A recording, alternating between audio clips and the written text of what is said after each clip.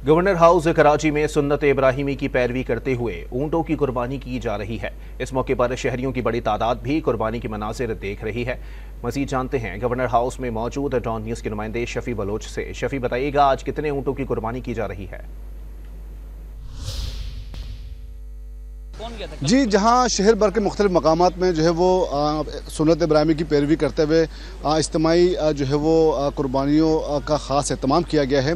उसी तरह governor house में भी आज जो है वो ऊँटों की कुर्बानी की जा रही है। आप मेरे रकम में देख सकते हैं कि यहाँ पर गवर्नर हाउस में आज गवर्नर सिंध की जानिब से जो है वो ऊँटों की कुर्बानी का जो है वो बाकायदा एहतमाम किया गया है और नमाज ईद के बाद जो है वो ऊँटों की कुर्बानी यहाँ पर की गई है। और इसी तरह न सिर्फ ऊँट हैं बल्कि जो है वो गवर्नर हाउस में गवर्नर सिंध की जानिब से जो है वो मुख्तलिफ दीगर जानवरों की भी जो है वो कुर्बानी की गई है। इसी तरह सरकारी जो है वो सतह पर भी इस तरह के इवेंट्स मुनक्किद किए जा रहे हैं, जबकि दूसरी जानिब मुख्तलिफ तंजीमों की जानिब से भी इज्तिमाई कुर्बानियों का जो है वो बाकायदा एहतमाम किया गया है। शहर के मुख्तलिफ मकामात में इस तरह की सूरत हाल देखी जा सकती है। आपसे कुछ देर कबल गवर्नर सिंध यहाँ पर मौजूद थे और गैर मुल्की मेहमानों के साथ बाकायदा उन्होंने यहाँ पर मौजूद थे मीडिया टॉक की और उसके बाद फिर जो है वो सुन्नत इब्राहिमी की पैरवी करते हुए यहाँ पर ऊँटों की जो है वो कुर्बानी की गई है। जी,